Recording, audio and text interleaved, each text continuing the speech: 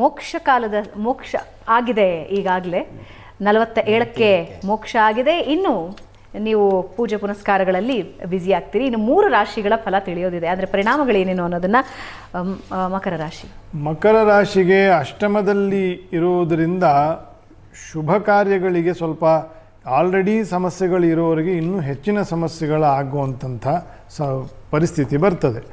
ಯಾಕಂದರೆ ಗುರುಬಲವೂ ಇಲ್ಲಲ್ಲ.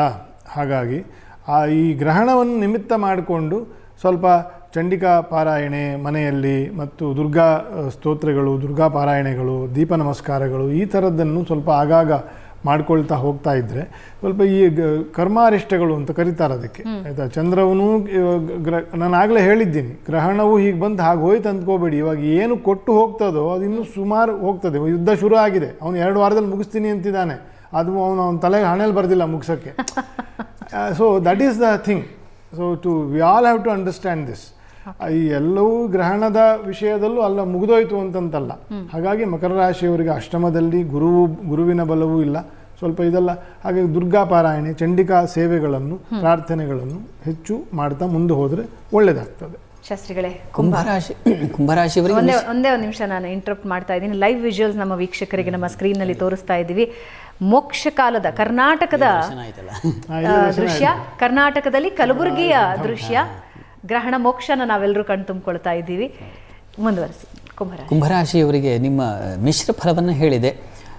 ಇದು ವ್ಯತಿರಿಕ್ತ ವ್ಯವಹಾರಗಳಲ್ಲಿ, ಸಂಸಾರಗಳಲ್ಲಿ ಸ್ವಲ್ಪ ವ್ಯತಿರಿಕ್ತ ಫಲಗಳನ್ನು ಕಾಣುವ ಸಾಧ್ಯತೆಗಳು ಜಾಸ್ತಿ ಇದೆ. ಹೀಗಾಗಿ ಸ್ವಲ್ಪ ಶಾಂತ ಸಮಾಧಾನವಾಗಿರಬೇಕು. ಉಳಿದ ಹಾಗೆ ಆತಂಕ ಬೇಡ. ಗುರುವಿನ ದೃಷ್ಟಿ ಇದೆ, ಪಂಚಮದಲ್ಲಿ ಗುರುವಿದ್ದಾನೆ. ಹೀಗಾಗಿ ಗುರುಮುಖೇನ ನಿಮಗೆ ಒಳ್ಳೆಯ ಮಾರ್ಗ ಖಂಡಿತ ಸಿಗುತ್ತೆ. ಗುರು ದರ್ಶನ ಮಾಡಿ, ದತ್ತಾತ್ರೇಯರ ಪ್ರಾರ್ಥನೆ, ದರ್ಶನ ಇವುಗಳಿಂದ ತುಂಬ ಉತ್ತಮ ಫಲ. ಆರಂಭದಲ್ಲೇ ಚಂದ್ರನ ದರ್ಶನ ಆಯ್ತಲ್ಲ, ಎಲ್ಲ ಒಳ್ಳೆಯದು ಕುಂಭರಾಶಿಯವರಿಗೆ. ಗುರು ದೃಷ್ಟಿಯೇ ಕಾರಣ. ಅಂತಿಮವಾಗಿ ಮೀನರಾಶಿ. ಪೂರ್ವಾಭಾದ್ರ, ಉತ್ತರಾಭಾದ್ರ, ರೇವತಿ ನಕ್ಷತ್ರ ಮೀನರಾಶಿ. ಮೀನರಾಶಿಯವರಿಗೆ ಶುಭ ಫಲ.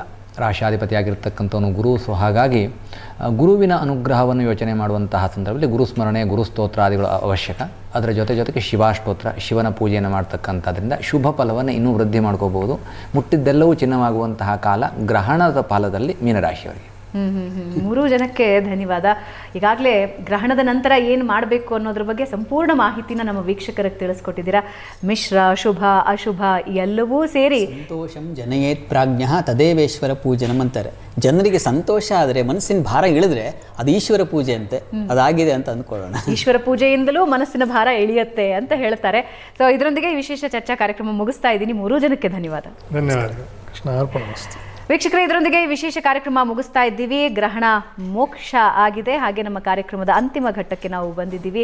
ನೇರ, ದಿಟ್ಟ, ನಿರಂತರ ಸುದ್ದಿಗಾಗಿ ನೋಡ್ತಾ ಇರಿ ಏಷ್ಯಾನೆಟ್ ಸುವರ್ಣ ನ್ಯೂಸ್.